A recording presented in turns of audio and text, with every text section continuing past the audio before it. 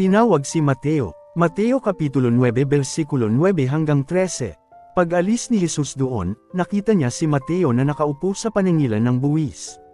Sinabi ni Jesus sa kanya, "Sumunod ka at maglingkod sa akin."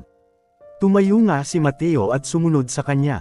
Nang si Jesus at ang kanyang mga alagad ay nasa bahay ni Mateo, dumating ang maraming maniningil ng buwis at mga makasalanan. Sila'y magkakasulong kumain. Nang makita ito ng mga Pariso, tinanong nila ang kanyang mga alagad, "Bakit sumasalo ang inyong guro sa mga maniningil ng buwis at sa mga makasalanan?" Narinig sila ni Jesus at siya ang sumagot, "Hindi nangangailangan ng manggagamot ang walang sakit kundi ang may sakit. Humayo kayo at unawain ang kahulugan nito, habag ang nais ko at hindi ang inyong handog.